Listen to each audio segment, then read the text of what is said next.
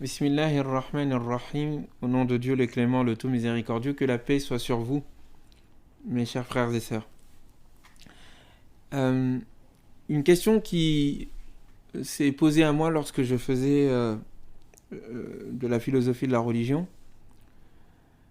et où je me t'ai mis à étudier divers auteurs tels que Emmanuel Kant, tels que Hegel, tels que Schleiermacher, tels que Rudolf Otto, tels que Nietzsche et d'autres, et voyant quelle était la théorie de la religion que chacun de ces philosophes et d'autres encore présentaient, je me suis posé la question de la théorie de la religion que portait le Coran. Et je me suis rendu compte qu'au fond, il serait bon d'écrire même là-dessus. Des savants bien plus compétents que moi ont déjà écrit là-dessus, notamment mon professeur, le philosophe Abu Ya'rib al-Marzouqi, et celui que je considère aussi comme un maître, Haj Mohamed Hamad. J'ai déjà parlé d'eux à plusieurs reprises.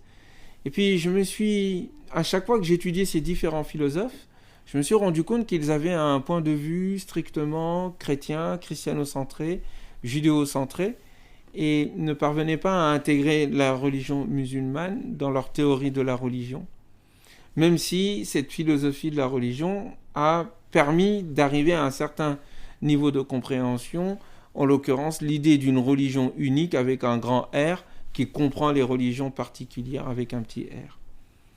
Et donc je souhaiterais à travers cette vidéo que nous parlions de la théorie coranique de la religion. Quelle est la vision coranique de la religion? Et quelle histoire, quelle vision le Coran donne-t-il de l'évolution des religions et de l'existence des religions positives que nous avons et de la manière dont ces dernières, ou cette dernière, la religion peut être déviée, et de quelle manière est-ce qu'il y a nécessité aussi de procéder à des réformes. Comment est-ce que la religion a commencé et comment est-ce qu'elle s'est accomplie dans l'évolution dans le temps. Voyez-vous, cette théorie, cette vision coranique de la religion permet entre autres de corriger un certain nombre de fausses idées que nous avons et que nous avons appris. Par exemple, quand nous disons que, quand il est dit d'un point de vue occidental, que le monothéisme a commencé avec Abraham et que les religions monothéistes que sont l'islam, le christianisme et le judaïsme sont les seuls monothéismes et qui sont issus de la branche abrahamique et que Abraham est l'inventeur du monothéisme. Et d'aucuns vont dire que non, en réalité, ce sont les Égyptiens qui ont inventé le monothéisme. Eh bien, nous sommes toujours dans une vision où nous pensons que c'est le polythéisme qui a commencé, puis ensuite il y a un monothéisme et que c'est une pure invention. Alors que quand nous étudions un peu mieux l'anthropologie et l'histoire des religions, nous nous rendons compte que l'idée d'un Dieu unique n'est pas quelque chose d'étranger dans les différentes cultures et religions. Même dans les religions les plus polythéistes, prenons par exemple la religion hindoue, eh bien nous nous rendons compte que la pléthore de dieux qu'ils adorent sont en réalité, selon eux, que les manifestations d'un seul Dieu unique, mais qui est tellement au-delà qu'il est impossible de le définir, de le déterminer, d'avoir un rapport direct avec lui, et qu'il s'agit tout simplement d'adorer ce qui est de l'ordre de la manifestation de la présence et de l'existence et de l'action de ce Dieu. Bref, mais revenons donc à ce que nous dit le Coran. Sortons un peu de ces pièges, de ces théories qui, au fond, manquent de profondeur, de globalité, d'universalité, et restent enfermées dans une forme de provincialisme qui les empêche d'avoir une vision cosmique et globale. Le Coran nous dit la chose suivante. C'est une chose que j'ai déjà dite et qu'il me faut répéter à plusieurs reprises, car c'est un sujet qui nécessite vraiment d'être divulgué. Ça doit être un élément fondamental de notre compréhension de la religion, tel que le Coran l'indique, et qui fait que le Coran est en réalité le message ultime et la version ultime de l'évolution de la religion. Il dit que la religion commence d'abord dans le cœur de l'être humain. Il commence dans son être en tant qu'être, en tant qu'humain. C'est une fitra, c'est la nature fondamentale de l'être humain. Il suffit de lire le passage de la Sourate 30, qui, en son signe 30, qu'il parle de cela.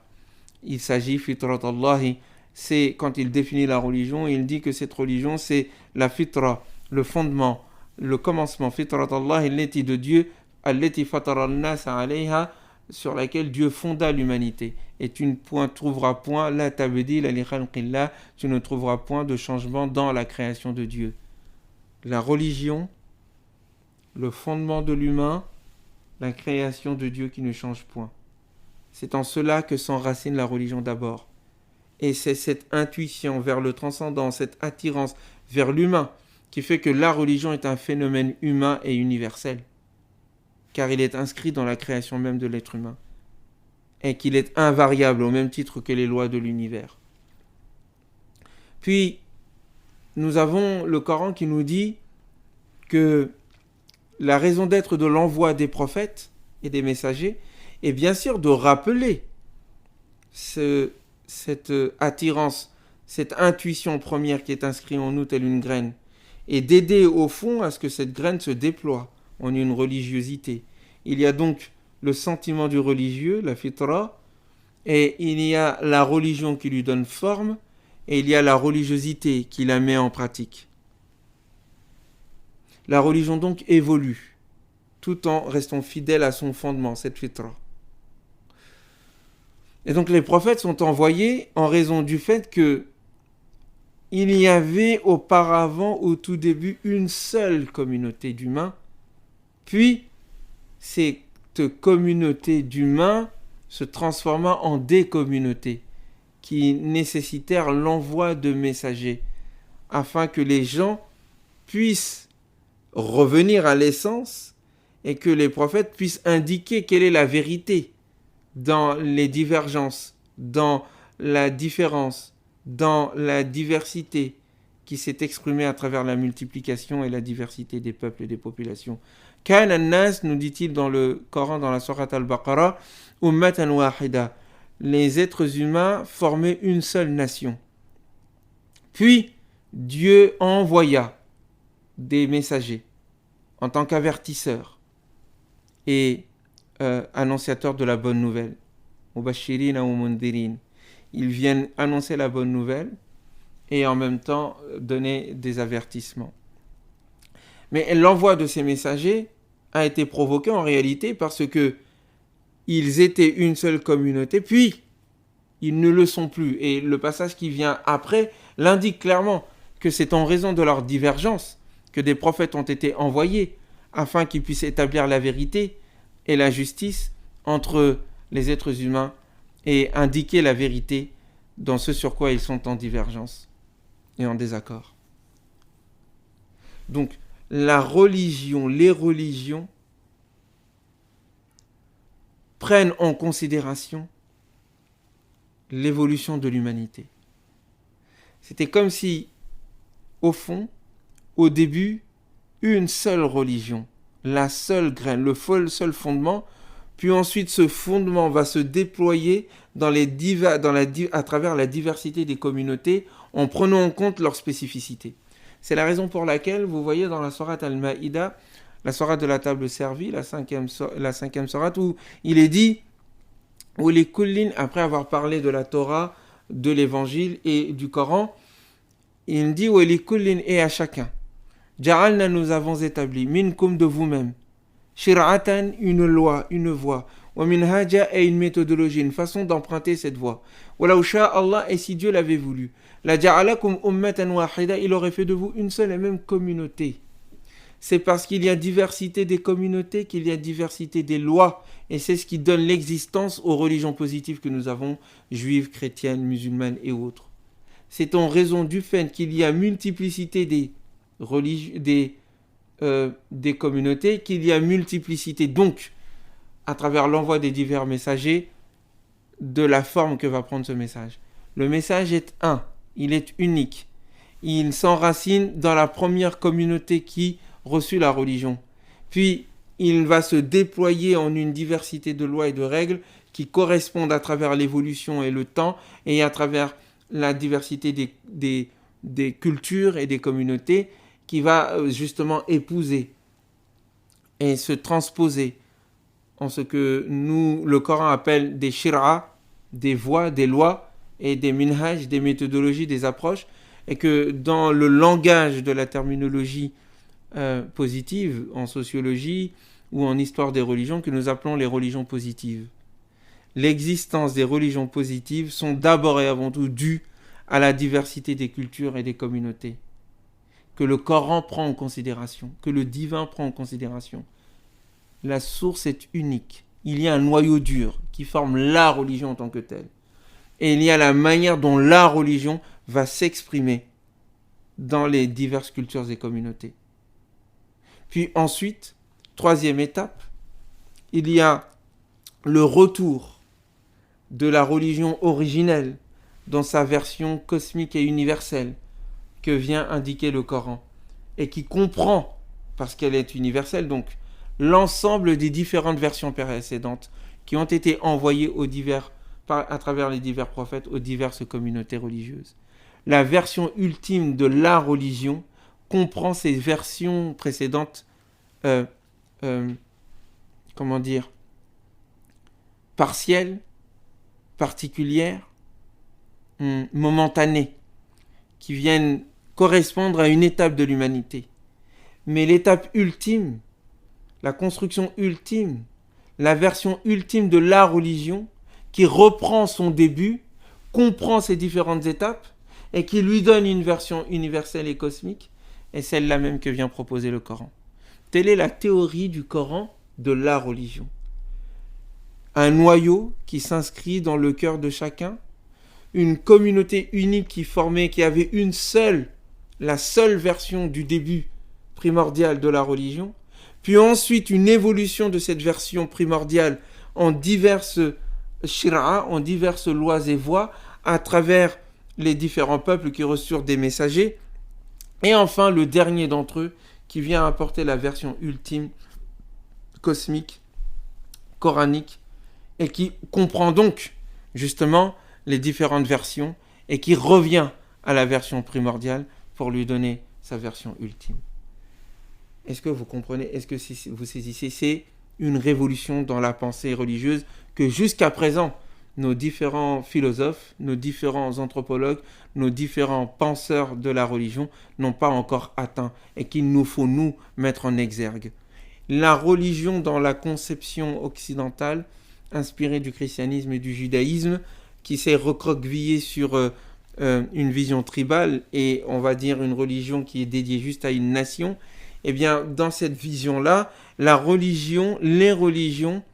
religion ne peut accepter les autres religions sans se nier. Dans la vision coranique, la religion en tant que telle avec un grand R ne peut être la religion que si elle arrive à comprendre les différentes versions d'elle-même qui sont apparues dans l'espace et dans le temps. C'est ce qui fait son universalité. Et c'est ce qui fait, pour paraphraser un Marcel Gaucher, tout en n'étant pas d'accord avec lui, eh bien que si pour lui le christianisme est la religion de la fin des religions, le Coran indique tout simplement que la religion, la dernière religion, qui n'est pas le christianisme historiquement d'ailleurs de toute façon, mais qui est l'islam, la dernière religion est la religion de l'accomplissement des religions et de l'aspect ultime de la religion, et non pas la fin des religions. Elle est la fin de la religion en tant qu'accomplissement de celle-ci, et non pas comme élimination des autres et de celle-ci. Nous comprenons donc à partir de là, à partir de cette vision, de cette théorie que le Coran présente de la religion, eh bien, pourquoi est-ce qu'il dit « Al-yawma akmaltu lakum dinakum » ? J'ai aujourd'hui pour vous parachevé votre religion. Comprenez bien, le projet de la religion depuis Adam est enfin parachevé par la dernière révélation que vient annoncer ici ce passage du Coran. Ça ne s'adresse pas seulement aux musulmans. Durant les 23 années où ils virent la construction du message divin à travers le Coran, mais c'est aussi une adresse à l'ensemble de l'humanité. L'ensemble de l'humanité qui entend enfin ce message divin. Aujourd'hui, la religion que je vous ai agréée, depuis votre père Adam jusqu'à aujourd'hui, est enfin accomplie. Elle est parfaite. Elle vous est enfin destinée. Elle correspond à l'universalité. Et je vous ai éduqué, moi divin, vous, l'humanité, à travers tous les prophètes qui sont venus, et dont la version ultime en fait la synthèse, afin que vous puissiez vous accomplir. dans cette paix qui se trouve dans votre abondant à moi divin et dans votre accomplissement en tant qu'humain, dans mon adoration. Nous comprenons donc ici pourquoi est-ce que nous avons ces passages du Coran qui viennent dire, au fond, que toutes celles et ceux qui, participant de la version précédente de la religion, des versions précédentes de la religion, en l'occurrence deux religions révélées que sont le judaïsme et le christianisme, en tout cas ceux qui sont dans la tradition de Jésus, de Moïse, et ceux qui sont dans la tradition de Jésus, et puis deux autres, disons, terrestres, qui sont le sabéisme, as-sabi'in, et même al-majus, les zoroastriens, est-il indiqué que ceux-là, ceux qui font le bien, ceux qui croient en Dieu, ceux qui croient au jugement dernier, ceux qui croient, ceux qui font de bonnes œuvres, fala khawfun alayhim, ils n'ont pas de crainte sur eux, wala hum yahzanun, et ils n'auront aucune crainte. Ils n'ont pas de peur. Fala hum ajruhum, ils ont leur récompense auprès de leur Seigneur. Wala khawfun alayhim, et ils n'ont aucune crainte. Wala hum yahzanun, ils ne seront pas tristes. Et dans un passage de la sourate Al-Hajj, eh bien, il est indiqué clairement ces 6 catégories de religion. Inna alladhina hadu, ceux qui se sont judaïsés. Wan nasara, ceux qui sont chrétiens. Os-sabi'in, ceux qui sont sabéens. Wal majus, ceux qui sont zoroastriens. Wal ladhina ashraku, donc 5 religions, pardon. Donc ceux qui ont la foi. Inna alladhina amanu. Wal ladhina hadu, ceux qui sont juifs. Wan nasara, ceux qui sont chrétiens. Was-sabi'in, ceux qui sont sabéens. Wal majus, ceux qui sont zoroastriens, je ne me suis pas trompé donc.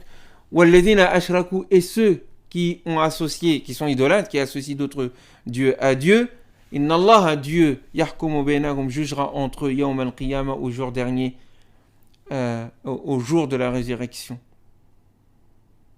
Donc, nous comprenons à travers cette vision-là, comment est-ce que le Coran arrive à englober les religions célestes révélées, les religions terrestres issues des sagesses humaines, mais issues surtout de l'inspiration vers le divin, et même une religion déviante, la religion déviante qui est déviée par le fait d'associer d'autres dieux à Dieu. Tout cela est compris dans la vision et dans la théorie coranique de la religion et établit une relation de paix entre les diverses religions, entre eux, comme étant l'expression d'un message unique, d'un message primordial qui a pris différentes formes et qui a connu aussi des déviances, mais déviances qui sont comprises aussi dans cette théorie globale. La vérité arrive à toujours comprendre le mensonge et l'erreur, mais jamais l'erreur arrive à comprendre la vérité dont elle est pourtant issue. Est-ce que vous comprenez? Est-ce que vous saisissez? Tant que nous n'aurons pas cette vision globale de la religion en tant que telle que compris dans le Coran, nous ne serons pas à la hauteur d'une religion universelle capable de comprendre les différentes religions et d'arriver à les féconder pour les réformer. Enfin, donc, dans cette théorie de la religion, les prophètes et la dernière révélation non seulement arrivent à comprendre et à accepter les différentes religions, mais est aussi un projet de réforme de celle-ci, puisqu'il vient indiquer le noyau primordial, la religion primordiale, le principe primordial et les différents enseignants, les différents enseignements moraux que portent toutes les religions. Il les porte et en même temps explique la raison d'être, l'histoire, le contexte de l'existence de ces différentes religions positives, puis ensuite indique les raisons d'être de leur déviance et donne la voie de leur mise en conformité. L'islam est une réforme permanente des différentes traditions religieuses en vue de les amener aux religieux qui se trouvent en eux et de les amener à leur perfectionnement. C'est le projet coranique. Et le rôle des musulmans, le rôle de ceux qui adhèrent à la foi de Mohammed à sa communauté, c'est cela. C'est un processus, un rappel permanent du religieux qui se trouve dans chaque religion et qui est le cœur même de la religion primordiale qui se trouve dans le cœur des êtres humains et qui est celle de la première communauté humaine. Et en même temps, cette une mise en attestation, une attestation de ce qui se trouve de vrai dans ces différentes cultures et religions, et un dépassement permanent de celles-ci vers le cosmique, vers l'universel qu'elles portent en eux, en elles, il s'agit des religions, et que le Coran, à travers ceux qui appliquent son message, deviennent un exemple à suivre, une umma wasata, une communauté du juste milieu. Mais c'est un autre sujet. J'espère avoir été clair, j'espère avoir été,